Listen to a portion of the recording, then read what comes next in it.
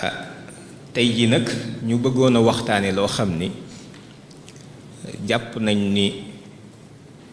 mbir la mu waree sa xam li tax warees koo xam mooy dañ koy def ci sunu tur maanaam képp ku toog fii ak ku fi toogul ku dégg sama kàddu ku ko déggul tey sénégalais dafa mel ni yaa sàkku ñu amal ko ci réew mi ndax bu ñu demee ci constitution bi dafay wax ni le pouvoir du peuple pour le peuple et par le peuple baat yi nag dañ koy bind ci làkk woowu nit ñi dañ ko dul xam waaye nee nañ li ñu fiy def lépp askan wi lañ koy defal ci seen tur lañ koy def ñoom ñoo ko sàkku it ñu def ko lii mooy principe bi diriger Sénégal te loolu ku seetlu tuuti mën nga koo xam ndax ñeenti président yi fi jaaragun yépp amu ci benn boo xam ni moo xëyee këram rek dem ca palais ba ni fal naa sama bopp askan wee koy jox sañ-sañ bi ñooy boole seen kàddu jox ko jël alal yi teg ci loxoom ni ko jiitul te defalal ñu mu mel ni kon Sénégal mooy sunu kër bàyyi ñun ñëpp ñu bokk fi nekk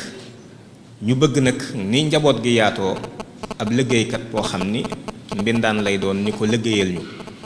nag jox ko ay sañ-sañ mu man di toppatoon tout tànk yi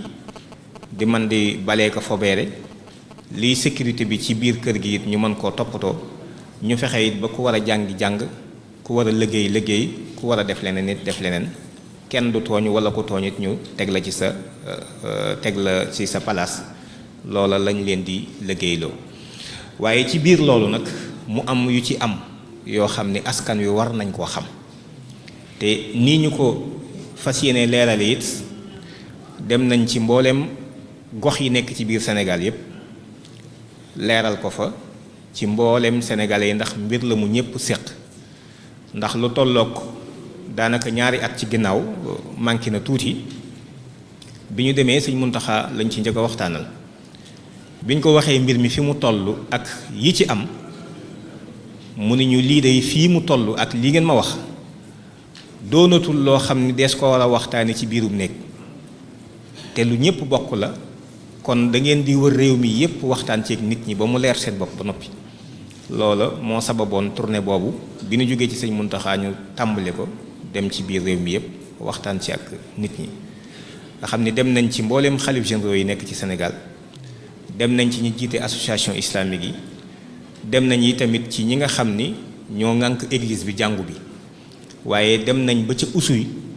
fële ca bois sacré ba ci roi d'Oussouye seeti ko ak njabootam gi nga xam ne ñoom la njaboote waxtaan ci ak ñoom kon bàyyiwuñu kenn seetewuñu kenn bi loolu noppee it mbooleem kuréel ak banqaas yi nekk ci réew mi yépp it dem nañ waxtaan ci ak ñoom ba ci ñi yëngu ci wàllu politique bi muy ñi yor nguur gi jot nañ leen waxtaan ci ak ñoom ñi nga xam ne ñoo ne ci kujje gi it jot nañ leen waxtaan ak ñoom jot nañ syndicalistes yi waxtaan ci ñoom ngir wane rek ni bàyyiwuñu kenn seetewuñu kenn sëriñ daara yi amul kenn kuñ seeti ñëpp dem nañ ci ndax Sénégal ñun ñëpp a commencé bokk loolu mooy li ñu bëgg a waxtaane li ñu bëgg a waxtaane mooy agenda boo xam ni Nations Unies muy kuréelu mbootaayu xeet yi ñoom ñoo ko yëkkati ngir bëgg koo ga mboolem àdduna sépp ñépp doxal ko loolu mooy lan mooy li ñuy wax àq ak yelleefu doomu aadama mbir mi ñuy waxtaane mënee su ko comprendre te xamoo ñoom li ñuy tuddee droit de l'homme muy àq ak yelleefu doomu aadama xam ngeen àq ak yelleefu doomu aadama ñoom ci seen gis-gis ak seen jaar-jaar dafa am ñaari barab yuñ ci jaar yoo xam ne lu ñuy def ci la ñuy tegtaloo ba ci njëkk mooy benn révolution bu amoon fële ca France ci 1789 muy ci 18e siècle ci lañ defoon déclaration bi njëkk ñu koy wax la déclaration des droits de l'homme et du citoyen fukki article la ak juróom-ñaar ku ñuy wax Gilbert Moutier de la Fayette moo ko bind di kuy wala kàngam lu rëy ci loge maçonnique bi bi ñu ko bindee doxaat ay at yu yàgg ba yegsi ci 1948 bi ñu génnee ci ñaareelu guerre mondiale bi ñu tëggaat beneen déclaration boo xam ni mooy la déclaration universelle des droits de l'homme baatub universel bi jaaxal na ma ci ndax déclaration universelle te booba ñun ñii ak sunuy maam ñun booba ñoo ngi ci nooteel xanaa bokkuñu ci nit ñi ñun ko boobu ñun ñoo ngi ci nooteel ñun 1948 bi ñu koy def te pourtant déclaration universelle la ñu wax des droits de l'homme kon nit ñëpp am nañ àq ak yeleef ak i sañ-sañ waaye nag ñun dafa mel ni boolewuñu ci woon boobu loolu it mat naa bàyyi xel ci waroom xam-xam yeeg gëstukat yi xam ni loolu noonu la demee 1948 waaye bi ñu ko def dañoo def ci article 2 ba ni yile àq ak yelleef ñuy wax kenn sañu koo xañ nit ngir pas-pasam ngir ab deram nu mu mel ngir waasoom ngir fu mu juddoo ngir am na alal wala amu ko ngir yan xalaat la am ci siyaasa mbaa leneen ngir aadaam yooyu kenn sañu ci sukkandiku xañ ko loolu lañ ca wax waaye yii ma lim déggu leen ñu wax ci mbirum borom ñaari tur yi ndax booba ñoom dañoo jàppoon ni mbirum borom ñaari tur yi feebar la ñoom ay nit ñu feebar lañ leen jàppe woon ca jamono jooju ba 1990 nga xam ne yàggul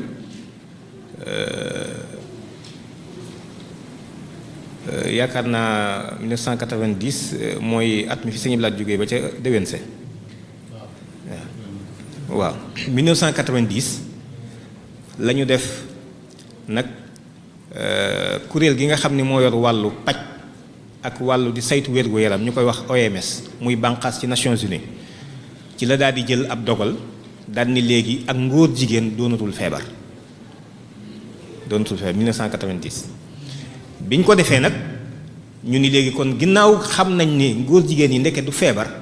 léegi kon ñoom it nañ leen boole ci àq ak yelleef yi ñu bokk ak kooku nit ñëpp 1990 ci la nag ci OMS décidé retirer homosexualité sur ce qu'on appelle la nouvelle classification internationale des maladies bi loolu amee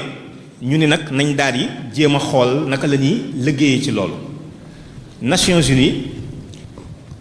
liggéey bii la ci njëkk a def lii ma ngi ko defee ci Autriche ca Vienne mboolem àdduna sépp a fa daje woon lu ëpp 7000 participants bàyyi ko ci réew yi ci àdduna bi yépp muy la déclaration et le programme de Vienne nga xam ni dañ ci doon liggéey ni ñaar fukki at yu ñu war a liggéey ngir seen àq ak yelleef document bi mi ngi nii bari na lu ñu ci wax nag loo xam ni mënee su koo tënk ci ab jotaay waaye ma wax ci lenn rek loo xam ni mat naa bàyyi xel ci képp koo xam ni gëm nga yàlla gëm bis penc ba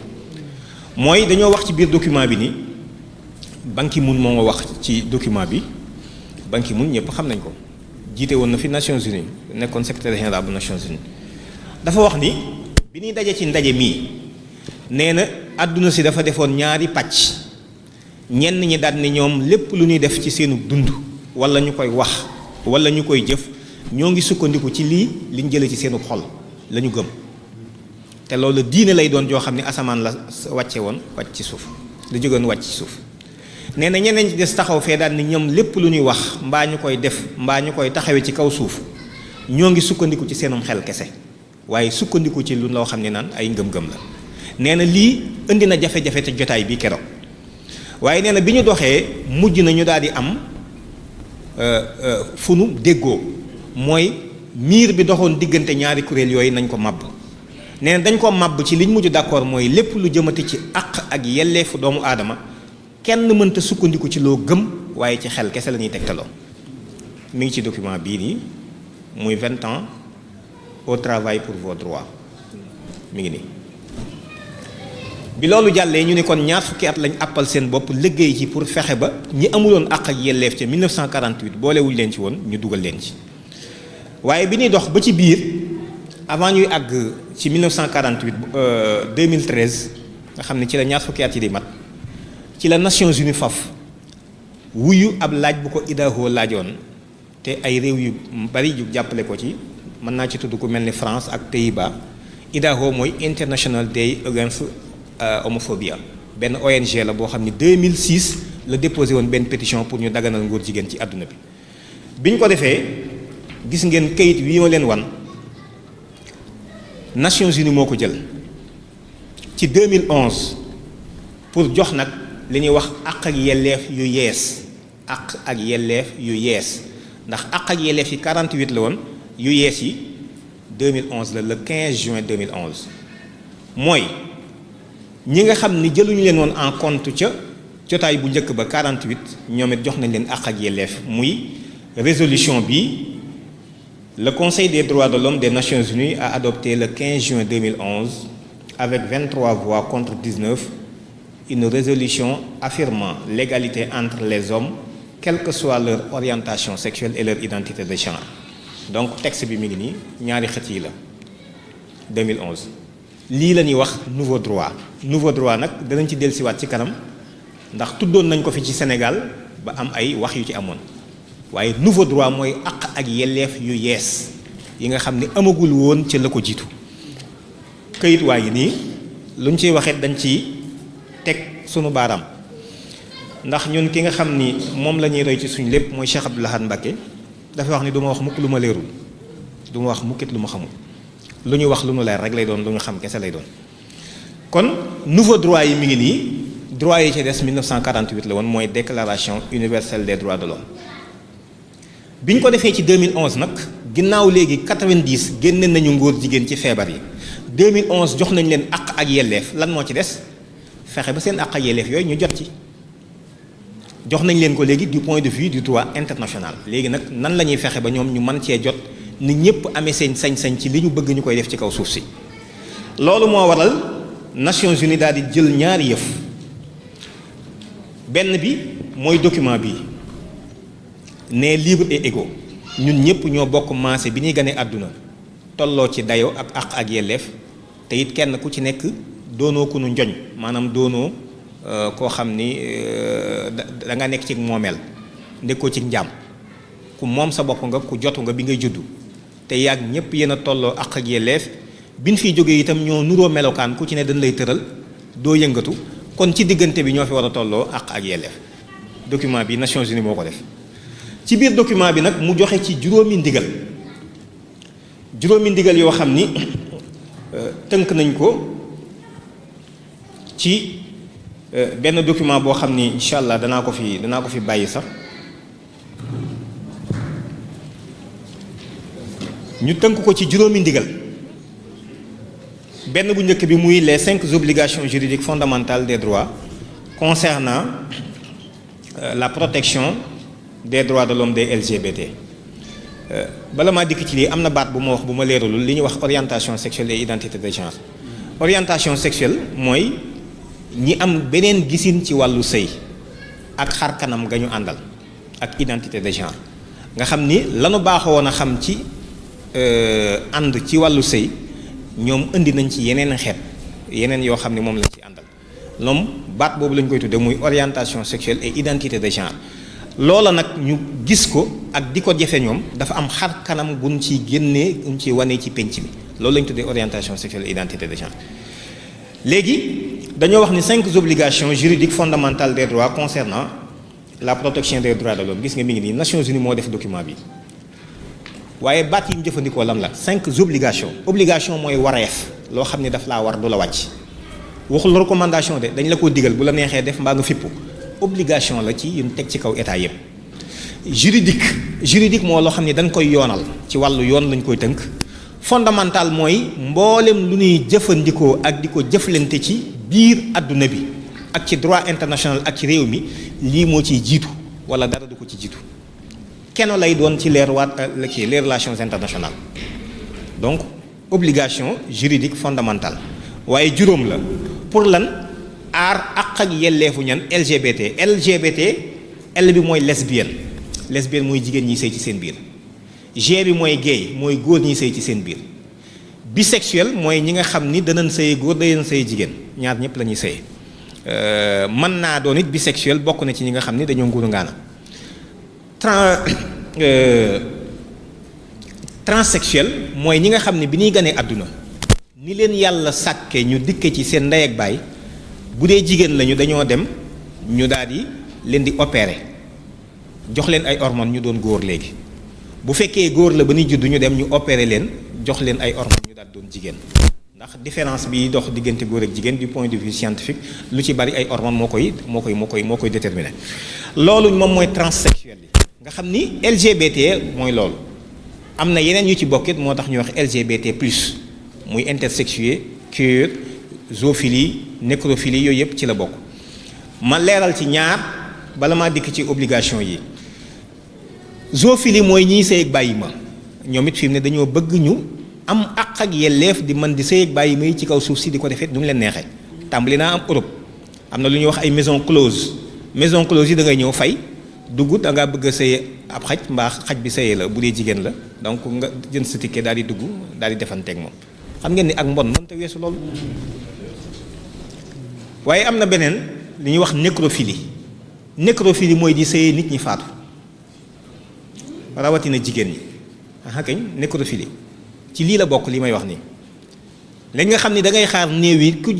jigéen ku faatooti rek bu faatoo ci tàng-tàng bi nga daal di dem ñu daal di ñoom noonu lañ bëgg di sëy te it am nañ àq jeeg yelleef dañ koy war di def ci kaw suuf si. xam ngeen ni lii man mi koy wax sax am naa jafe-jafe ci wax ko ci barab bu sell bi ak waxtu wi waaye nag su fekkee dañ ñoo bëgg a wommat yóbbu ñu ci lu mel noonu di ko def ci sunu turit soxla na nit ñi xam ko ngir ni lii mu na dakk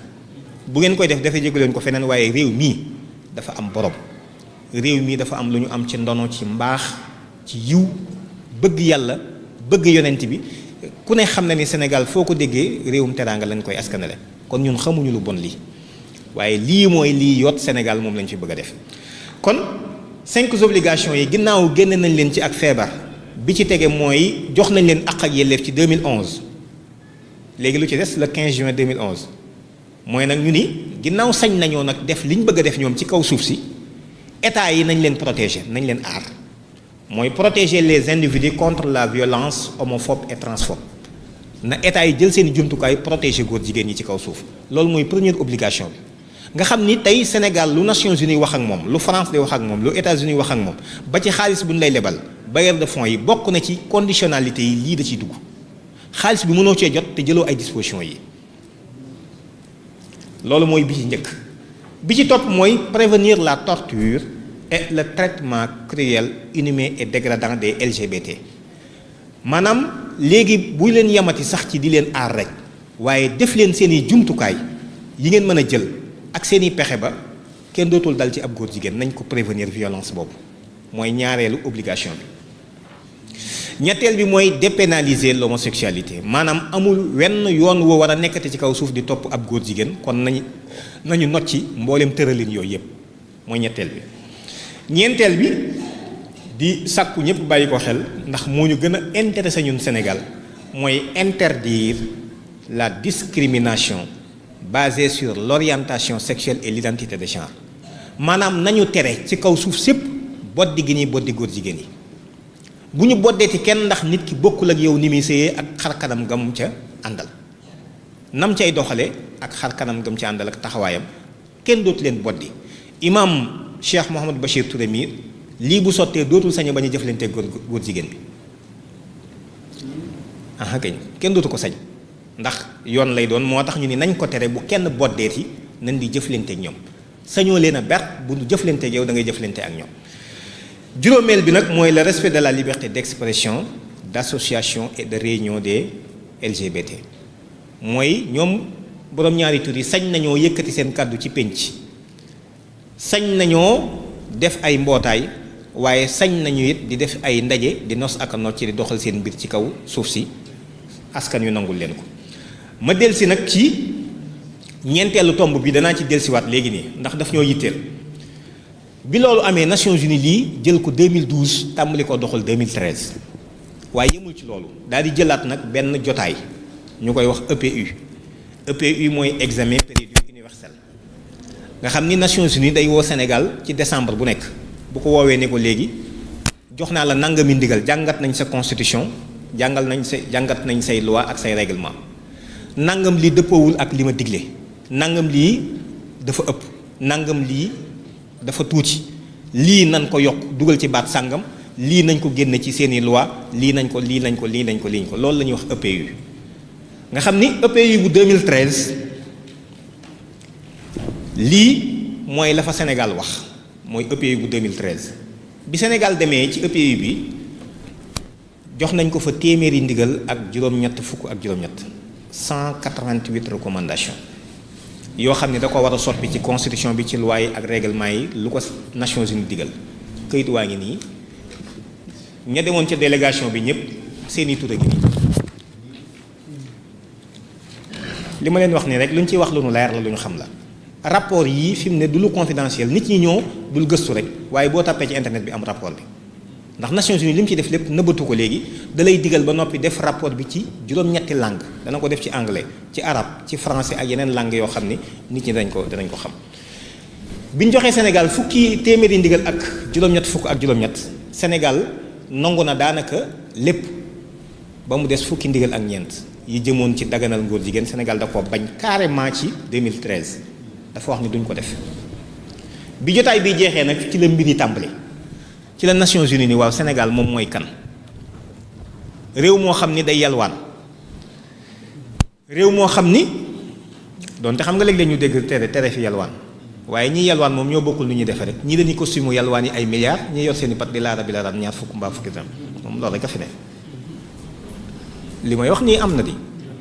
maanaam mosoo fee gis ci télé bi ñun la don du gouvernement du Japon don de l'Allemagne don mooy lan mooy ab sarax bi don ñun français lañ jàng don mooy sarax kon yalwaan yee bokku rek nañ koy defee kii day costume karawaatu jël avion yalwaan yi kii def tànku neenam ñëw nit laara bi la lii rek la moom loolu rek la léegi Nations Unies yi réew moo xam ni dafa yalwaan réew moo xam ni ak yokkuteem sax mi ngi ko yaakaar ci lépp nit ñi ba noppi taxaw naan ñu man damaa am lu ma gëm mais kii dañ koy wan boppam xam nga jotaay bi ma wax léegi 2013 la ci 11 décembre 2013 parce que 2013 jeex na 2014 tege ca Nations Unies tàmbali pression yooyu daal ni Sénégal gaawal par exemple club de Paris club de Londres FMI Banque mondiale ak partenaires yi financiers yëpp léegi Sénégal lu mu leen ameel ci bor na ko fay gars yi tàmbalee fëgg bunt yi këng sama xaalis doo ma mayel moratoire mënatu la am waa léegi man maa ngi bëggoon sax nga yolamal tuuti lebal ma tuuti xaalis ndax am naa programme Sénégal émergent ma la nangam ñun la déet xaalis moom bu ko yaakaarati lañ la digoon ni dañ koy financer sax bañ nañ léegi dootu ñu la jox xaalis ndax lan góor jigéen ñi da ngeen di dugal rek léegi loolu doon pression te ku nekk mën na ko imaginer ci yéen doon pression boo xam ne mi ngi wàcc ci suñu kilifa yi ñu jiite te askan wi yëguñu ko te askan wi képp leen ci mën a wàllu ñoom amatuñu pexe moo tax Obama dikkoon Sénégal 2014 bi ñu dikkee Obama bi mu génnee ci biti lu mu wax nañu daganal mbirum góor jigéen président ni ko pareeguñu 2013 ñu ni duñ ko def 2014 ñun pareeguñu xam nga wax yaa ngi tàmbalee soppiku 2013 duñ ko def 2014 pareeguñu nag mën naa am ku nekk ci waajtaay la mën naa am kuy xaarandi dara la loolu 2014 la 2015 président dem fële ci France ñu sëkkatal ko ndax foofa la yëf yi gën a metti Sénégal yéen lan moo tax ngeen naan da ngeen a bañ lu bon ngóor jigéen du lu bon léegi kon fu ngeen ci toll président ni ko ñun am nañ ay góor jigéen Sénégal am nañ fa ay góor jigéen journaliste bi ni ko waaw bu ngeen amee ay góor jigéen te ñoom kenn sëñ ta wax kenn sëñ ta sëqat sañu ñoo sax wane seen ngóor jigéen googu ci penc mi lu mu leen di jariñ ni ko ndax kon Sénégal sañ nañu ñoom ak kuréel leen di jàppale wane seen mbir ak woote ci wane seen mbir d'abord ba pare ak woote ci ak ngóor jigéen ca penc ma président ni ko sañ nañu ko xam nga yëf yaa ngi tàmbalee leer de 2013 duñ ko def 2014 pareeguñ 2015 sañ dañ ko dama leen di tegal wax ji it ngeen dégg ko mu ni ko sañ nañ ko mu ni ko waaw sañ nañu ko mu ni ko mbaa dara du leen ci fekk waaw xaw ma ndax dara dana leen ci fekkam déedéet waaye du bàyyi ko ci gouvernement bi ni ko seen diggante ñoom ñooñu nag ak askan wi ni ko loolu beneen mbir la ni ko loolu moo tax ci ngay gisee ni seen jafe-jafe foofu rek la ñoom ni ko loolu moo tax nit ñi war a am ak woyof ci xam ni réew yi bokkuñu ay jaar-jaar bokkuñu nu ñuy màggee ak nu ñuy doxe ak nu mbir di ñëwee nañ koy taxawee ni ko loolu it dafa feeñ ci wàllu siyaasa moo tax ngeen war a xam ne mbir mi bi mu agsee ci ñu war a boyal góor jigéen ñi nag ñu am seen àq ak yelleef yéen lijjanti ngeen ko ci ab loi France 2013 la ko lijjanti woon ci loi ni ko ñi ci des dañoo soxla ñu muñal leen jox leen temps bu gën a yaatu xam nga loolu wax jaa ngi leer la ndekete kon ñoom lii seen jafe-jafe mooy buñ leen xoj-xoj léegi ni def leen ko waaye nañ leen may temps tuuti danañ ko def léegi ma dégtal leen wax ji ngeen dégg ko ci français la ko wax nag. Mais nous avons des homosexuels chez nous. Ça veut dire qu'aujourd'hui, les associations de défense des droits des homosexuels au Sénégal auraient pignon sur rue, la possibilité de s'exprimer, la possibilité de faire campagne, par exemple. Ils sont libres. Ils sont libres. Ils sont libres de le faire. Sans aucune difficulté. Ça, je ne sais pas s'ils auront des difficultés ou pas. Pas avec le gouvernement, c'est sûr. Mais est-ce qu'ils n'auront pas de difficultés avec la société? Ça, c'est une autre affaire. C'est pourquoi je dis encore une fois, les gens doivent avoir la modestie de comprendre que tous les pays ne sont pas les mêmes, n'ont pas les mêmes histoires, n'ont pas les mêmes évolutions. Et chaque pays a son propre métabolisme. Et ça, on le voit aussi au plan politique. Alors, si la question de la liberté, de la dépénalisation de l'homosexualité se pose, en France, vous l'avez réglé d'une certaine manière par une loi, mais ailleurs, ça prendra plus de temps. Mais ailleurs, ça prendra plus de temps. Ailleurs, c'est où? Maanaam feneen fi muy wax mooy fan feneen mooy Sénégal ndax moom mi moo jiite Sénégal nee na foofu ça prendra plus de temps ah kañ wax na dëgg li tax ça prendra plus de temps mooy bi muy wax ji Sénégal mi ngi liggéey document bi ñu koy wax la stratégie nationale pour l'équité et l'égalité des genres la SNEG lan ngeen gis ñu bind ko fii 2016 ba 2026 ndax loolu du plus de temps 10 ans plus de temps la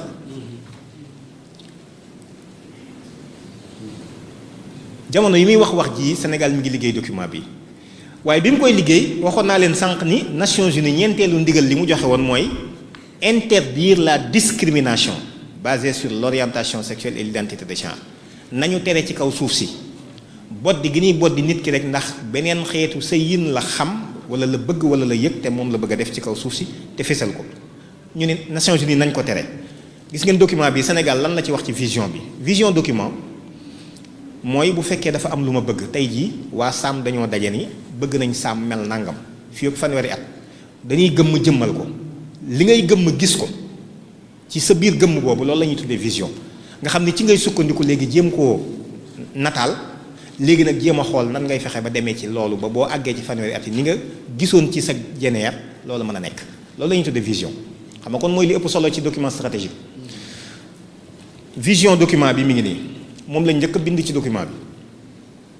faire du Sénégal un pays émergent en 2026 avec une société solidaire dans un état de droit sans discrimination kon leer na mooy bu ñu yeggee ci 2026 ñu def Sénégal muy réew moo xam ne dana tàmbalee soqali ko amus ndoole te it du doon réewum yoon moo xam ne nit ñi dañuy jàppante ni alxuraan di wax ka'annahum bunyaanun marsuus waaye nag boddee dootu fa am may laaj kilifa yi teew fii ci biir réew mi di laajaale itam képp ku dégg sama kàddu Sénégal kan ngeen fi xam ku nu boddi Sénégal boddee amu fi lan moo tax Sénégal kon di liggéey ci document bu nu àggee fii ak 2026 maanaam juróomi at ci ginnaaw ci kanam boddee dootul am góor jigéen yi ñooy bokk bu 2026 ñëwee danañ bokk léegi nag lan la ci Sénégal jëf ngir loolu mën a am li ci Sénégal jëf li ci jiitu mooy document bi d'abord ba pare lii jëf la ñun nag nit duñ ko jàppe la mu wax la mu jëf lañ koy jàppe bu nit ki toogee naan man fii maa ngi fi du ma ko def ak dana nangam ak nangam du tax ñu téye la muy wax dañuy seet la mu jëf ndax dëppoo nag la mu wax ba pare bu ñu dëppoo xayrun bu ñu dëppoowul nag ñu jàpp la mu jëf te bàyyeekook la mu wax lii mooy document bi ci jiitu mooy la SNEG lan moo ci tege gouvernement bi dafa daal di dogal ci 2016 benn coppat goo xam ne dañ koo def ci ndeyi charte réew mi muy fukki tomb ak juróom yoo xam ne joxoon nañ ko waa Sénégal di ci sant la yàlla lool ndax barab bi ñu nekk moom dañoo gàntu woon noo lañ waxoon waaye lañ waxoon noo amaana nit ñi xëy na mën nañoo bañ a xam sax waaye sëñ Touba gàntu woon moom noo la waxoon mooy li ma jàpp ndax li tax tomb yi mi ngi nii projet ba aussi mi ngi nii fukki tomb la ak juróom lii journal officiel bu Sénégal la journal officiel bépp dogal bu ñuy jël ci réew mi bu génnul fii baaxul fii lay génn ba noppi soo ko baax journal officiel bi dañ ciy wax ni ñeenteelu tome bi moo doon la reconnaissance de nouveaux droits xanaa baat boobu am na lu mu leen jox. droit de l'homme 1948 nouveau droit 15 juin 2011 mooy àq ak yelleef yi ngeen xam ni amagu leen ko woon ndax nouveau lañ wax àq ak yelleef yu yees may laaj bala maa xuus ci lii sax Sénégal yan àq ak yelleef la nit ñi amul woon avant 2016 Sénégal ku mu neex samp kër ku mu neex bañ a samp kër Sénégal ku mu neex jël benn soxna ku mu neex jël ñeent ak li ci diggante bi Sénégal ku mu neex yewwi sa soxna si bu ko neexee ñaan baat Sénégal ku mu neex tuxoo dëkk ba sa waajur sañcoon wala ya mu nekkoon fa nga ganee àdduna tuxu ci beneen dëkk Sénégal ku mu neex bay ku mu neex napp ku mu neex sàmm ku mu neex it tukki Sénégal ku mu neex booy liggéeyi ci biir liggéeyukaay yu yees yi sax boo amee loo naqari mën ngaa def préavis de grève daal dem grève Sénégal ku am loo naqari mën ngaa génn marche constitution bee ko garantir depuis 2001 wa illaa sax mën ngaa génn nga marche wala nga génn wax sa xalaat ci rajo yi léegi wax sa xalaat avant 2000 la woon Sénégal ku mu neex sax diine ji nga nekk nga génn dem ci jeneen diine constitution bi garantir na ko Sénégal ku mu neex sax nga woote fi diine ju bees constitution bi garantir na ko lim garantir rek mooy taalibe bi yonent bi sallallahu alayhi wasallam ni daa bëgg a yor réew mi lii rek la moom la tere waaye ku mu neex woote diine ju bees constitution bi garantir na ko waaye léegi lan la Sénégal kon yan àq ak yelleef lañ amuloon lépp lu ñuy am ci réew mun naan réewum liberté la àq ak yelleef am nañ ko ba mu des góor ak góor guy takkante waaye ñoom ci réeral gi ñuy réeral ak xeeb gi ñu xeeb ak doyadal gi ñu doyadal da ngay gis ni ñu formuler sax baat bi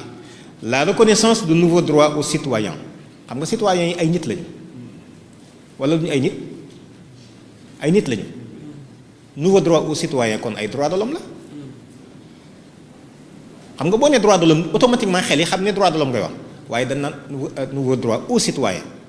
duñ wax homme bi dañ koy dindi waaye citoyens yi ay nit lañ ndax bàyyi xar yi ak bëy yi duñu ay citoyens gis nga subtilité bi ñu ciy dugal léegi nag ñu daal di tàmbali droit à un environnement sain am na ku jege lool kilifa ci nguur gi kuñ ciy waxtaan mun ma non un environnement sain la ñu wax man ko waaw environnement sain mooy la environnement du mooy li la wër ma ne ko yii ngeen di wax bu yàgg ba ngeen di dem ci dongab daara dong wax ko parce que baat bi ngeen di wax la dul xam te su ngeen ko leeral doon léegi mu wax leen delloo leen seen place waaye ñun fa ngeen jànge lañ jànge kon mën leen ñu réeral ci ay baat environnement mooy li la wër jaww ji garab yi bàyyi may waaye nit ñi ci lañ bokk nit ñi ndax góor jigéen ñi bokkuñu ci kon environnement boobu bu ñuy wax environnement bu dal te sain te sell te lañ tuddee sell ñoom ca ñoom mais nit ñi ci lañ bokk aussi te nit ñi góor jigéen ñi ci lañ bokk kon lay tax ak dal man caa am ci jëflante environnement boobu moo lay wax ni góor jigéen ñi dañ leen di nangu seen àq ak yelleef pour dal googu mën a am waaye gis nga ni ñu koy formuler day doon lu xóot loo xam ni kenn du ci prêter attention waaye nag danañ ko leeral ci biir nin bindee article bi bi ñu doon soppat ñi muy article 25 alinéa 3 dañoo wax ne tout citoyen est tenu de respecter scrupuleusement la constitution les lois et règlements notamment d'accomplir ses devoirs civiques et de respecter les droits d'autrui képp kuy sénégalais da nga tegoo li constitution bi wax loi yi ak règlement yi jëf li war sa digganteeg askan wi te nangul keneen ki àq gama yelleef keneen ki mooy kan keneen ki mooy kan les droits d'autrui gis nga lii lañ ci sërxaloon mooy àq ak yelleefu góor jigéen yi waaye tudduñu góor jigéen autrui rek lañ wax autrui nag góor jigéen yaa ngi ci biir gis nga lii depuis 2016 dugal nañ ko ci constitution bu Sénégal bi loolu jàllee mooy ñaareelu acte bi ñu ci def ñetteelu acte bi mooy Sénégal dafa daal di jël benn loi bu ñuy wax le nouveau code de la presse ci 2017 ndax at mu nekk da ci dox jéego sëñ Mbay Jaxate moo waxoon ni koo gis mu yegg ndar waa xoo ko tax a yegg ndar moom mu ne su la xëy rek sefet ni bërit dem ndar te ñoom dañoo xam daa am lu sëñ Blaat waxoon lu am solo dafa waxoon ni koo gis fa mu war a yem mu ni sefeet bëgg faa dale aw doxinam dana metti dana ñaaw te du ko tax a yegg moo tax ñoom xàmmee nañu fi ñu bëgg a dalee ak fañ bëgg a jëm ba dun ni sefeet bëgg a tàmbalee fan war a yam léegi moo tax at mu ne dañuy doxi jéego ndànk-ndànk di temp rek ngir bëgg a dem foofee ñu bëgg a dem moo tax lii gis ngeen ko journal officiel bu Sénégal la wax naa leen ko léegi 2007 ab loi la boo xam ni dañ koo jël mu jëm ci code de la presse ndax ginnaaw soppi nañ constitution bi lu ci des mooy fexe ba doo am léegi ay voix wala ay canaux yoo mën a jaare pour wax loolu ñu protéger leen ci espace médiatique bi moo tax nouveau code de la presse bi muy la loi 2017-27 bu 13 juillet 2017 portant code de la presse boo demee ci article 18 bi dañuy wax ni le journaliste et le technicien des médias doivent respecter la dignité humaine, éviter toute allusion par le texte, l'image et le son à l'appartenance ethnique ou nationale d'une personne, à sa religion, à son sexe ou à son orientation sexuelle. xanaa yëfi leer na kon léegi. ba fi yonent bi jógee alayhi salaatu wasalaam mi imaam doon waxtaane léegi nii ba ci 1923 wala 24 sax laay wax 23 la dawlatul Usmaaniya daanu waaye 1924 la ñu dog xilaafatul islaam yi ci kaw suuf amatul bi fi yonent bi jógee ba 1924 xilaafa gi mi ngi am jub nañu jubuñu ñoo nga waroon loolu moom waxuma lool waaye dama ne xilaafa gi moom mi ngi doon am jullit yépp am nañ ku leen yilif te ku laalu jullit ñu taxaw faj ko li ko firndeel danaa ci ñëw léegi ci ñaareelu tegtal bi may joxe bi ñu dagee xilaafa gi 1924 1925 26 27 28 29 ñu taxawalal état suñu mbokku catholique yi muy Vatican ci traité de Latran 1929 lañ créé Vatican xañ nañ ko jullit yi jox ko catholique yi 1929 1932 ñu créé Arabie Saoudite 1932 lañ créé Arabie Saoudite rey njabootu yonent bi dàq ña fa nekkoon génne leen taxawal moom lëkkul saoudia soo ko toppee topp ko ba ci deuxième guerre mondiale bi mu jeexeet ci lañ créé état d'Israël nga xam ni kon dafa amoon ay objectifs géostratégiques yoo xam ne jullit ñi xamuñu ko fexe nañu kon ñun ba xañ ñu suñu bennoo ak suñu boole jullit ci kenn ku ci nekk fi mu ne toog sa kër jàpp ne yàlla yow rek la fi nekkal te yàlla ñëpp la fi nekkal nii la yëf yi demee xañ nañ ñu ko tey ba kon amuñu benn kàddu ci kaw suuf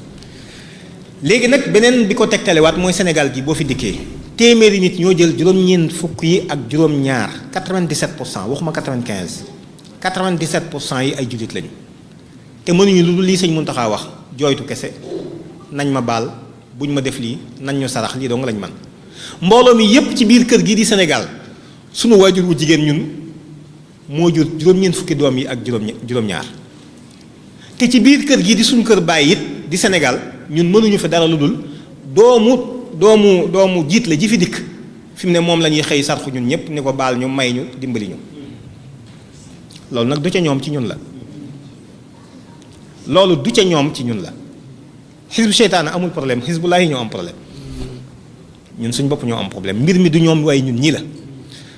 ñoo xamul toolub xare jamono te ñoo xamul it nee si xare ci jamono kon 2017 ñu créé ministère du genre soppal ñi 2018 permis de conduire yi retiré sexe dugal ci genre dugalaat nañ sexe fi mu nekk nii ci permis de conduire yi ñu mujj gis en tout cas yi ñu signé ci mois de mars bii 2021. yamul ci loolu seen carte d'identité yi ku mu neex vérifier sa bopp carte d'identité yii yu CEDEAO yi amul ndey amul baay parce que projet bi fi ñu jëm mooy ndey ak baay lañ bëgg a kii famille lañ bëgg a dagg nit warut am ndey warut am baay ku ci ne dañ lay bàyyi rek góor jigéen ñi ñuy sëy di adopté da ngay dem ci banque de sperme maanaam mën niyu da nga koy dem jënd day am banque yoo xam ne ñoo koy jaay nga ñëw wax doom ji nga bëgg ni nopp yi war a mel nangam nangam ñu jaay la nga commandé après nga dem li ñuy wax GPA mooy gestation pour autrui nga dem fay ñu ëmbal la après jox la sa doom foofu la jamono jëm su ko defee góor jigéen yi nit sañ naa taxaw jigéen kese ni takk naa sama bopp góor kese ni takk naa sama bopp terewul da nga mën am njaboot nga xam ni famille doonatul kon góor ak jigéen ànd ngir taxawal ak njaboot déedéet loolu soppi nañ ko depuis 1995 waaye fële ca Égypte waaye famille mooy doon lan jigéen kese dana mën a doon am famille góor kese dana ko mën a am góor ak góor am ko jigéen ak jigéen am ko góor ak jigéen aussi am ko jamono ju tiis ci lañ jëm jamono ju doy waar ju yéeme waaye nag ñeneen bu ñu gisee loolu ñun war nañoo bàyyi nit ak suñu gis-gis ak suñu gëm-gëm te loolu askan wi rekk a ko mën a fajal boppam ba tax na sama xel daf ciy sori lool léeg-léeg suñuy gisu lii ak ni ñu sàggane mbir yi ak fi mu nu mën a jëmee fi mu nekk nii léegi nag dafay mel ni première phase bi maanaam jéego yi jiitu Sénégal waroon koo dox ci mbir mi Sénégal def na ko ba pare moom la ñuy tuddee la phase d'institutionnalisation léegi lan moo ci des la phase d'appropriation de la population ngir askan yu mën koo nangu dégg ngeen ko ci waxu président léegi ngir askan yu mën koo nangu il faut ñoom ñu am ñeenti jaaruwaay wala boog ñoo ci ëpp ci yi ñuy jaar bala maa dikk ci ñeenti jaaruwaay yi ma dégtal leen ci EPU bu 2019 EPU wax naa ko sànq mooy jotaay bi ñuy woo Sénégal di ci woo yeneen i réew di seet ndigal liñ ko joxoon lan la ci def lan la ci tàmbali te yëggaleegu ko ak lan la ci defagul ak lu ko waral ak yan ndigal yu bees lay jëlaat at mu nekk ñu woo Sénégal mu dem ci décembre bii bu 2019 la délégation Sénégal li ñu wax lu leer la dañoo wax ni Sénégal yoonam terewul ak ngóor jigéen danaa leen ko dégtal ngeen dégg ko ci français la ko wax ba ñépp xam ni it lii mu wax rek laa wax. Accepter la majorité, seules 28 recommandations sur ce total-là ont été notées. Mais ces 28-là ne concernent pas seulement les personnes, l'homosexualité, mais ça concerne certaines dispositions relatives au code de la famille, aux droits des femmes, à l'autorité parentale. Donc pour revenir sur votre question spécifiquement, je voulais juste préciser que la loi sénégalaise n'interdit pas en tant que telle l'homosexualité. La loi ne parle pas d'homosexualité. La loi sénégalaise n'interdit pas l'homosexualité. kon ñoom li ñuy wax ak la ñuy wax fee bokkul. ñu ni yoonu Sénégal terewul ngóor jigéen. kon nag na ko Sénégalais yi xam yoonu Sénégal terewul ak ngóor jigéen kon loolu pour wax leen rek ni kon ñoom phase bi pare nañ ci ba pare def nañ ko ci yoon taxawal nañ bànqaas yu koy saytu ñoo ngi ciy liggéey ci suuf léegi lii seen jafe-jafe mooy nan la ko askan wi di nangoo pour askan wi nangu ko nag ñeenti bànqaas yi ñuy faral di jaar yii la bi ci njëkk ñun dañoo wax ni dañoo ndóol wax nañ ñu amu leen dara da ngeen a ñàkk léegi nag ñoom dañoo am programme yoo xam ne dañuy xeex ñàkk muy la lutte contre la pauvreté ak di ñu xëcc naan ni ñuy encadrer pour ñu dem ci développement te toujours ma wax ko yéen sama mbokk yi nga xam ne yéenay samay mbokk yi bopp ñun ñu nga xam ni ñun alxuraan la ñu gëm amul menn réew mu institution financière yi mas a encadré ba jëlee ko ci ak ndóol yóbbu ko ci ak soxali ko amul ci àdduna mosul am kon ku topp seen i ndigalit ñoo ngi lay dugal ci guuta dong ndax nuñ la noté képp fi mu nekk ni la ñuy wut amul kon bi ci njëkk muy programme lutte contre la pauvreté dañ cee ciblé ñaari banqaas yu am solo muy jigéen ñi ak ndaw ñi ci mbootaayi jigéen ñi ak mbootaayu ndaw yi la ñuy faral di ciblé ni dañ leen di jàppale dañ leen di jox ay financement dañ leen di encadrer ci nan lañ war a saytoo ay mbootaay ak yan ay renforcer leen ay ci ay capacité di leen woo ci ay séminaire di leen yóbbu ay saleek ay barab léegi ku mel ne man nga xam ni man maa ngi dëkk fii ci Kajoor gii man aw sëb laa xam ak yu mel noonu nga jàpp ma yóbbu ma Saly dugal ma ci hôtel boo xam ni 4 étoiles 5 étoiles ma xool fenn fu ci nekk mel ni panaal ñu jox ma ci aw ñam woo xam ni si mosuma koo jëfandikoo climatiseurs yi di sedd ñu teg ma ci ay yëf yoo xam ne di ma wan ay yëf yu xuy yoo xam ne dafay yóbbu li ñuy wax blow my mind dafay yóbbu sam xel su ko defee bu noppee lan lay wax ca naan la ni àdduna war a doxee ni ñu war a saytoo mbir yeeg ni ñu ko war a yëfe ca la ñuy jaarale yeneen module yoo xam ne mi ngi jëm ci nan la ñuy fexe ba wut jàmm ba nit ñëpp ku ci ne sa àq ak yelleef ku ci nekk nga mën koo dund acceptation de l'autre vivre ensemble gis nga ay concept yu bees la yu ñu génnee duñ la leeralagun lan la waaye ci cëppaandaw ga nga koy xam fekk na c'est trop tard waajal gi la ciy waajal nag ci concept yu bees yooyu di la ci tàggat bu ñu noppee séminaire bi jeex na ñu yëkkati 200 000 teg sa loxo kooku lu ñu lay wax da nga ko déglu te loolu ñu ngi koy doxal ci biir Sénégal ONG yi ak ñeneen di ko parrainer di ko doxal loolu benn phase la ci beneen bi ci des jëfandikoo média bii gis ngeen film yi ñuy indi léegi téléfilm yi novelas yi jafe na nga seetaan ci boo xam ni góor jigéen nekku ci loolu ku ko topp ku nekk xam nga ko waaye ba ci film yi nii defee Sénégal ak théâtre yi sax da ngay gis léeg-léeg ñu ko ciy dugal loolu pour préparer opinion bi la ngir woyofal mbir yi ci ñoom ba gis gi bari goo xam ni finalement bu yegsee na mu diise woon ci ñoom ñu bañee ko ni dootuñu ko bañee noonu dootuñu diise noonu. danaa ci nettali benn anecdote benn xissa dafa am benn kilifa dafa ma invité ñuy waxtaan ci mbir yi ak yeneen i mbir mu ni ma man de 1990 bi ma yëgee ni dañuy am ñaari film yu ñu indi Sénégal muy Dallas ak Dynasty nee na dama woo président Abdou Diouf xam nga ni kon kilifa la ni ko daal dama bëgg ñu gisee nee na mu ni ma ñëwal ñu gisee bi ma demee gisee ak moom ma ni ko président ñaari film yii di Dallas ak Dynasty boo seetaanee mu dow ci biir Sénégal gii lu bari ci askan wi dana yàqu ndaw ñi moom waxaale wu ma leen ëllëg kenn du leen jariñoo nee na ma wax ko ko mu ni ma dégg naa la ma jóge fa dem Jaksaaw fekk fa Alaaji Abdou nee na bi ma ñëwee nuyoog sëriñ bi mu dalal ma waxtaan ak moom ni ko am na ñaari film yoo xam ne da Dallas ak Dynasty la tudd bu ngeen seetaanee mu daw ci biir réew mii mboolem lu fi maam Alaaji Malick bàyyi woon danañ ko gàkkal wala danañ ca gàkkal lu bari nee na ma jóge fa ñëw Touba fekk sëñ Saliou Mbacké fii ci Touba nee na ni ko sëriñ bi am na ñaari film yoo xam ne de Dallas ak Dynasty la tudd ñoo ngi koy bëgg a indi ci réew mi di ko yaxal ci biir télévision yi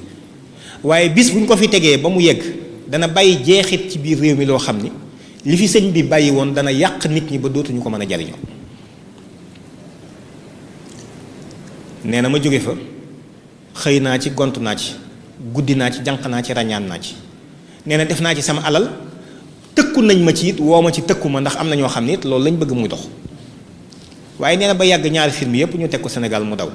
Dallas daw Dynasty daw nee na ma am ci naqar lool nee na bi ma toogee juróomi at jëm juróom-benn 1997 nee na ñu indiwaat fi mu nekk nii Dynasty xaw ma Dynasty la xaw ma Dallas ba ci des sax nee na tegaat ko nee na bi ñu ko tegee Dallas waaw bi ñu ko tegee nee na ma toog seetaan ko bu jeex ñu indi beneen épisode bu jeex waaye ma gis ni tey dara naqariwu ma ci mu ni si gët xool ma xool ko mu ni ma ci laa xam ni diggante bi am na lu ma fi ñàkk sama diggante ak sama borom maa ko xamul parce que télévision yi bul yaakaar ni yow sam xel lay jëm xam nga xel ñetti kii la sa subconscient lay ciblé te sa subconscient la mu cay dugal sam xel mënatu koo génne kon su ma nee loolu ci mag waxuma laa gone te gis ngeen programme bu télévision yi rawatina léegi lii lépp ay télévision la ñoo raw télé yi sax léegi ñetteel bi mooy jaare ko ci ay nit ñoo xam ni am nañu kàddu am nañ baat te nit ñi am na ñu leen bëgg am na ñu leen naw rawatina nag lenn ci artistes yi nga xam ni da nga dem ba gis sax génération bu nit de génération pain ñu am ku ñuy roy ci jëfin doxalin ak colka loolu est-ce que nit ñi xool nañu fii ak fanweeri at fan la jëm ñoo ngi waajal askan wi waaye ndànk-ndànk ndax duñ leen brusquer su ko defee ñeenteel bi nag mooy dem ci tàggataat sax aw nit yu yees ñoo xam ne da nga koy jaare ci daara yi muy école bi ngir nit ñoo xam ne ñoom non seulement danañ bëgg ak ngóor jigéen waaye mën nañ koo doon sax faf te xam leen ni loolu Sénégal mi ngi koy doxal fi mu nekk nii biñ ko fi waxee jóg nañ di ko weddi waaye danaa leen ci jox ay firnde yu weddi ñoom li ñu wax tey jii ni ñoom ñoo ngi koy doxal fi mu nekk nii ci biir école yi document bii mooy les principes directeurs sur l'éducation à la sexualité muy l'éducation 2030 fii ak 2030 li ñu war a soppat ci njàngale mi ci biir àdduna bi document bu rëy la gis ngeen ko du bu ndaw lu Sénégal nangu la sans réserve d'abord ba pare xëy na du ma am jotu dugg ci biir document bi ndax dafa bari waaye Sénégal nangu na ko sans réserve li ci mat a jàpp rek mooy xale yi am juróomi at la ñuy tàmbalee ci ñoom ba ñuy am fukki at ak juróom-ñett te loolu convention internationale des droits de l'enfant bi moo ko firndeel am na yu garaaw yu ci nekk yoo xam ne sax soxlawul mu ci am mais bu ngeen demee ci article 14 bi dama ciy gis lu ma yéem lu garaaw lu doy waar loo xam ne jar na badar amaat mooy xale bi nga xam ne wax nañ ni am na juróomi at ba fukki at ak juróom-ñett am na sañ-sañ ci am diinay boppam ñii ñoo ngi yàq suñu njaboot gi te yéeguñu ko ñu ni xale bi am juróomi at am na sañ-sañ ci tànn diinay boppam kooku lu mu xam bay tànn diine article 14 bu convention bi laa la wax mi ngi ci mbokk yi kon ndax yéen a ngi mesurer gravité fi mu ne liñ ñuy dugal ak fi ñu jëme bi ko defee ñoom ñoo ngi weddi ni loolu amu ci këyit wi ma leen di wan ren ji examen yi ñu defoon ci CI mooy classe bi njëkk ci école primaire ci Sénégal dañ cee joxe benn examen boo xam ni dañuy natt gone gi waaye natt googu nag ni natte gone yi doon nekk Ndakaaru lañ ko natte natt yi nekk Vélingara ak Matam ak ñëpp dañ koo standardisé woon moo tax ñu wax évaluation standardisée épreuve CI premier trimestre 2021 gis ngeen IEF bu Géejawaay léegi lan lañ ciy màndargaal dañuy bind xale bi turam ak santam prénom et nom de l'élève def âge am ñaata at la am def ban classe a nekk CI A wala CI B wala nangam gis nga daal di def genre masculin wala féminin ci xale bu am juróom benn at ñu tàmbali di dugal mbir yi fi mu ne ci seen bopp yi yamul ci loolu bu loolu jàllee am na benn séminaire boo xam ne yaakaar naa weeru avril jeexagul tey la 30 le 21 avril bii ñu génn le 22 ak le 23 avril am na séminaire boo xam ne def nañ ko ci biir Sénégal gi gépp te li ma ci gën a yéem man jokkoon naa ci journaliste yu bari nit ñi yëguñu ko wala boog buñ ko yëgoo nanguwuñoo wax ni yëg nañ ko xam nga lu ñu doon def ci séminaire boobu dañ doon tàggat jàngalekat yi ñiy jàngale ci école primaire yi mooy daara yu suufe yi ak yu diggu doom yi mooy moyen collège moyen secondaire mooy CM yi dañ doon tàggat ña fa nekk ci nan la ñuy raxase boppu xale yi toll foofu ci mbir mi ma jox leen këyit wi ko firndeel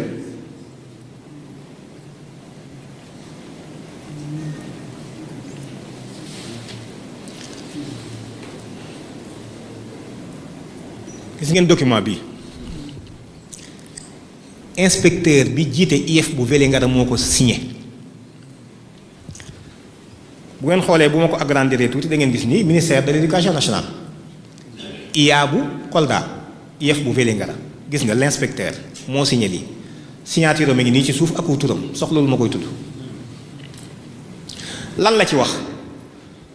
mu ni les destinataires de la présente sont priés de prendre toutes les dispositions pour participer à l'atelier organisé par l'IEF sur les violences basées sur le genre et l'éducation inclusive mooy éducation bu ñu bàyyiwul dara éducation inclusive dans le cadre du programme d'appui au système éducatif de base muy PASEP. Le dit atelier aura lieu du 21 au 23 avril 2021 au centre des ressources de l'IEF de Vélingara. IEF yi ci Sénégal yépp a ko organisé tànn jàngalekat yi nekk ci école primaire yi ak CM yi ñu tàggat leen ci séminaire bi gis nga bu ngeen gisoon liñ leen doon jàngal am na ci fukki poñ ak juróom-benn maanaam say rankoñ kenn mënta tax mu téye ko ba du tàbbi ci suuf di ko tàggat ay xale yu am juróom-benn at juróom-ñaari at fi mu ne ñoo ngi préparé génération boo xam ni ñun luñ ko bañ ñoom danañ ko bëgg te pourtant ñoom ñooy wax ni ñoom duñ ko def de kon xam naa sëñ Bassirou maa ngi guddal yëf yi moom kenn mënta wax li ci nekk lépp waaye lu tiis la lu metti la lu garaaw la bi ñu demee it ci kilifa yi nga xam ne xam nañ Sénégal ni mu tëddee ñooy suñu kilifa diine it ñoom ñëpp jox nañu seeni signature lii xalifa cene ba moo ko signé ànd ci ak ñun lii xalifa Medina Gounass moo ko signé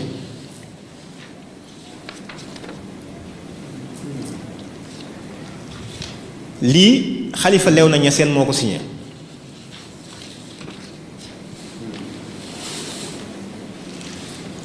lii xalifa Medina Baye moo ko signé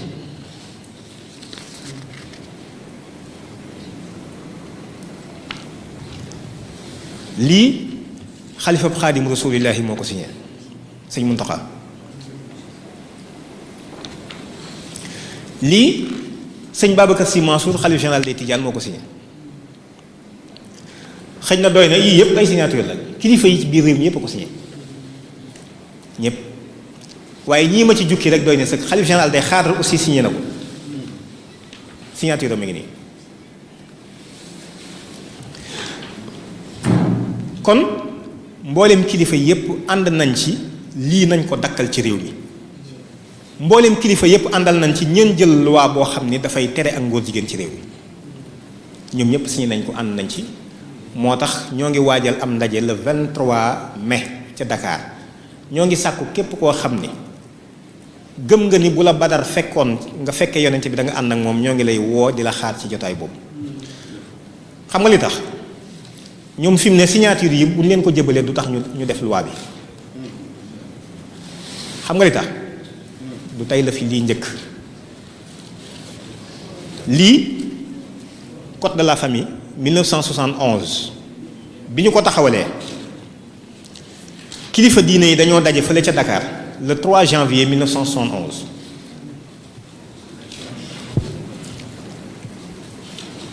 ñu daal di waxtaan gis nga procès verbal baa ngi nii sëñ Cheikh Mbacke Gaynde Fatma ko bind ndax moo doon secrétaire général te lu jafe amoon ca jamono jooju ndax kilifa yi xalifa yi sax ñoo doon déplacé wu ñëw toog di waxtaan xëy na loolu yombut tey ñi fi nekk bëgg nañ ko xëy na waaye yombut ndax ñoom ñëpp ay mag lañ waaye bii ñoom ñëpp a déplacé wu ndax alaaji Abdou Aziz Sy boobu moo doon xalifa Tiwaawan ma nga woon ci jotaay ba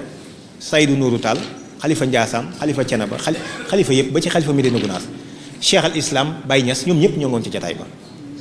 procès verbal bii sëñ Cheikh Mbacke ko bind moom mi doon secrétaire général bi ñu wax ñoom bi nu jàngatee code de la famille bi leen Senghor wax jox liñ ci gis ci ay jafe-jafe nee na gis nañ ci 74 articles rédhibitoires maanaam article bu ci weddiwul wax yàlla weddi na wax yonent bi alayhi salaam te pourtant imam ñi ñu koy def ci seen turam nee nañ njabootu yonent bi lañ alxuraan lañ gëm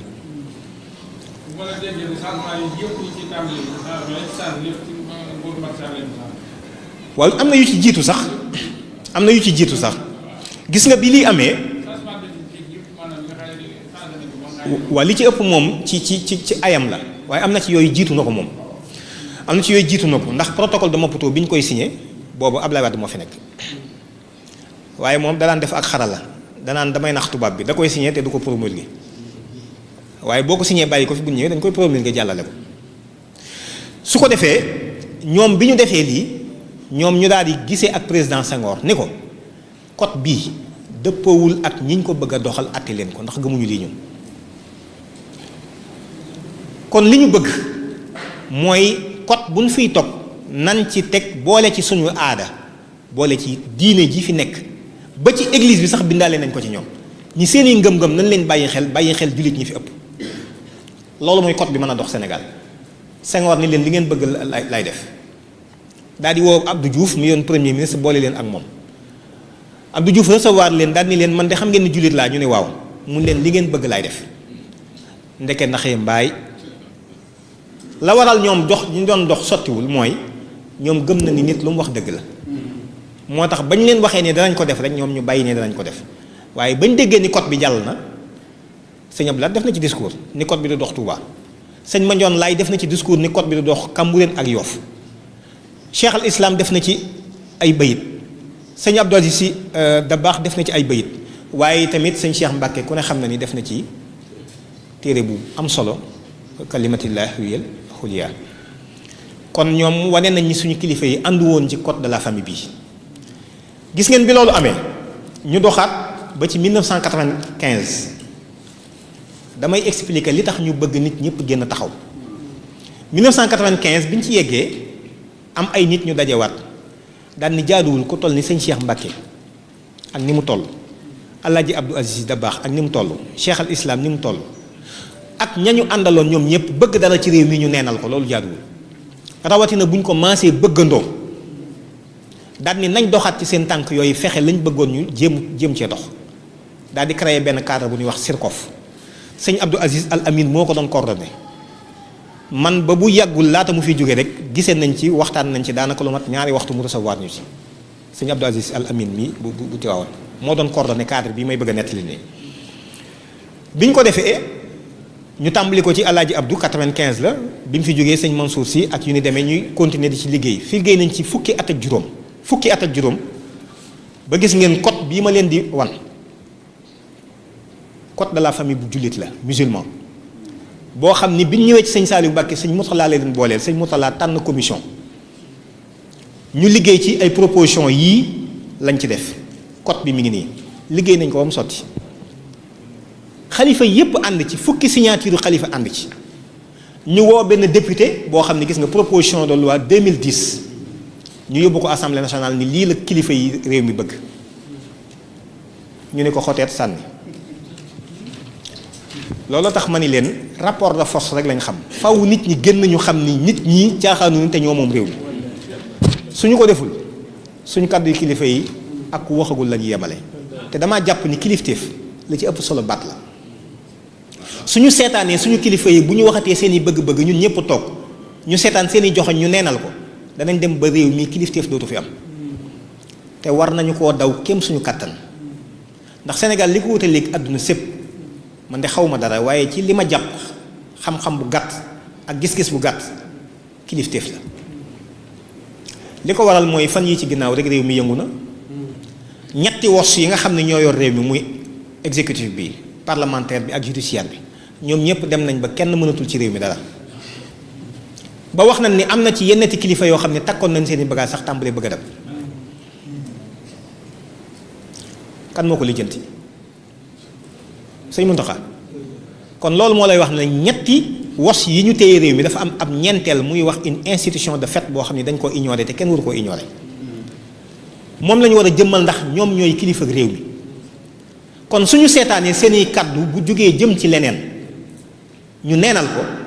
te fi ñu leen di soxlaa mooy ay sapeur pompier rek la ñuy doon fu réew mi demee ba ñoom ñu lëjal ko ni leen kaay leen lijjanti bu ñu lijjantee ñu leen dellu leen ci seen derrière ndax amu leen xam-xam bu mën a yor am réew yéen nañ leen ñaan loo rek waaye bu leen joxe seen xalaat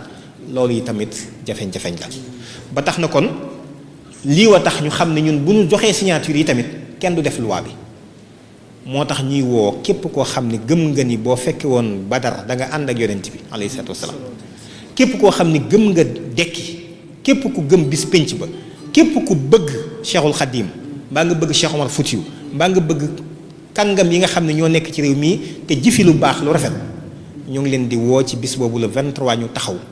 wan leen ni leen ni loi bii du lu ñuy négocier maanaam ñun ñoo moom réew mi askan wi constitution bi moo ko wax le peuple sénégalais est souverain kon ginnaaw ñoo moom réew mi li ñu bëgg mooy ñun bëgguñu ak mbon ci réew mi ku ko fi saxal li ngeen di defet na ngeen ko dakkal ndax suñuy kilifa ñoo signé mbir mi ñoo bëgg mu dakk lii daal moom moo doon waxtaan wi ñoo ngi sant ñëpp di ndokkeel ñëpp dellu it wax dëgg yàlla di njukkal suñu wëllëre suñu soppe suñu lépp Cheikh Modou Bachir Touré asalaamaaleykum wa rahmatullahi wa barakaatu. kon xam naa mbokk yi am na fi ay laaj yu fi am sax yu jëm ci sëñ Babacar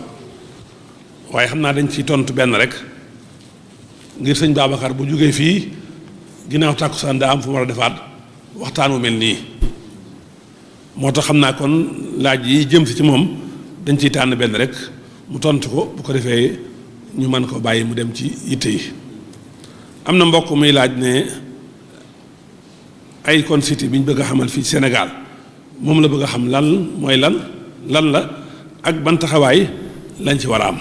Icon City bi dafa bokk ci benn programme bu ñuy wax ay villes intelligentes les villes interconnectées xam nga troisième révolution bi àdduna di dund dafa am lu ñuy wax intelligence artificielle muy xarala gu yees boo xam ni dafa indi ay jumtukaay dund ak dundin gu yees fu wuuteeg la ñu baaxoo woon a xam